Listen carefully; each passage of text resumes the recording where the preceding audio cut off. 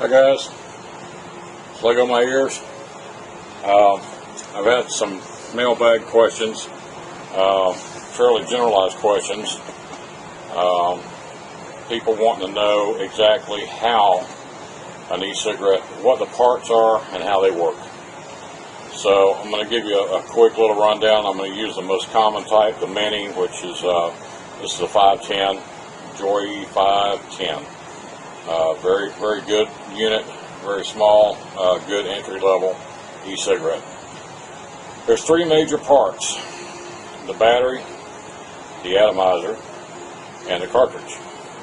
If it's a three-piece design, there is a two-piece design, but this is the most common three-piece. The cartridge holds the e-liquid, which contains a vaporizing agent and nicotine and flavorants. The atomizer is like a little heater that heats up the liquid and vaporizes it so that the user can inhale it. It makes it inhalable. And the battery, of course, supplies the power. Some of them, like this one, have a little light on the end that mimic the fire on a cigarette.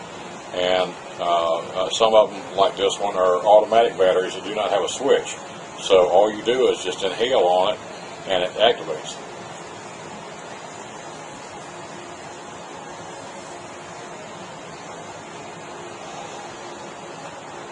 That's how it works. The manual batteries have a little button on them that you have to push, and the reason that people like that is because the automatic batteries tend to go out if they get juice in them, and the manual switch batteries do not do that. So they're a little bit more reliable. The other reason is that the automatic batteries, if you inhale on it too long, the light will flash and it'll shut off to protect the atomizer.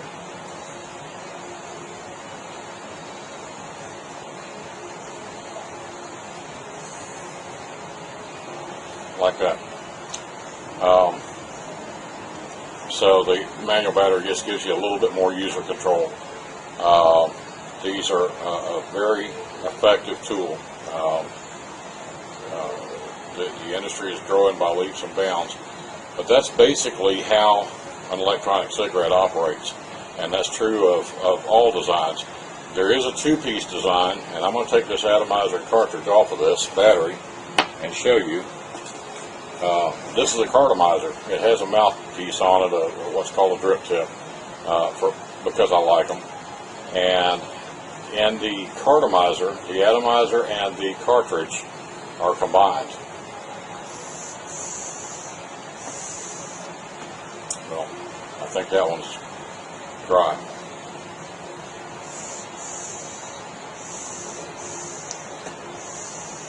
Oh, there it goes.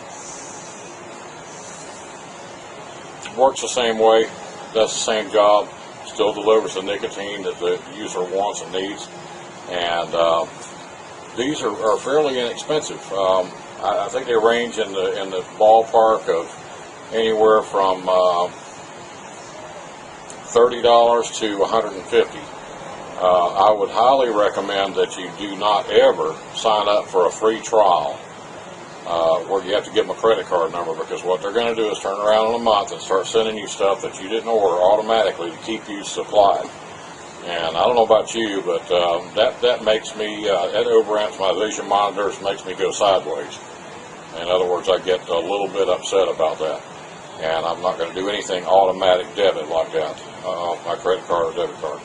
But of course, that choice is up to you. I'm just making a recommendation to you because I know how that works. So that's a breakdown of how an electronic cigarette works, and it doesn't matter the design. You get up into the mods, a mod being a modified e-cigarette. For example, I'll give you an example here of what I use. These small batteries on these little cigarette-looking minis don't last very long. So someone like me, who was a 40-year, 2-pack-a-day smoker, needs a big battery. That battery lasts me all day long, and this is called a mod. The performance is also better. Example.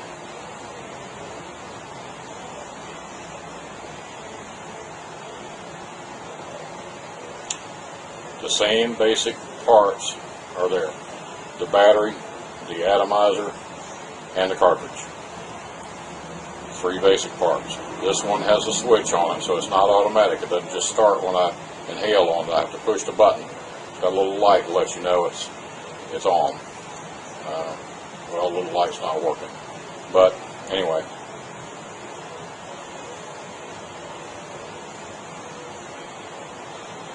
It is. So that's basically how an e-cigarette works. I'm going to throw a little drawing up on the screen so you can see the parts kind of in a breakdown and maybe understand a little bit better. And hope this helps you. Do your research, and if you've thought about trying an e-cig, you should. I smoked heavily for 40 years. 40 years. And it was suggested by my doctor that I try an e-cigarette, so I did, and I'm a non-smoker. I do not smoke or use tobacco products at all, and I strictly use the e-cig, or what the terminology they use is personal vaporizer, PV, and that supplies the nicotine that I want. I didn't really go through any withdrawal symptoms, but the advantage is at lower cost and extremely good health benefits. I can breathe better, I sleep better, I don't snore as much, I'm not spending as much money, I don't stink, I can smoke in my car, or vape, they call it vaping, not smoking. I can vape in the house. My wife is extremely allergic to cigarette smoke. This doesn't bother her because that's not smoke that comes out of this. That's a vapor. It's a water vapor, and the nicotine has already been absorbed. There's no smell. There's no lingering odor. There's no lingering smoke. It's just a water vapor, and it dissipates very, very quickly. The only reason it's there is to vaporize the nicotine in the liquid so that it's inhalable, just like a vaporizer in your bedroom.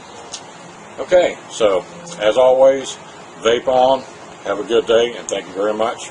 We'll see you next time.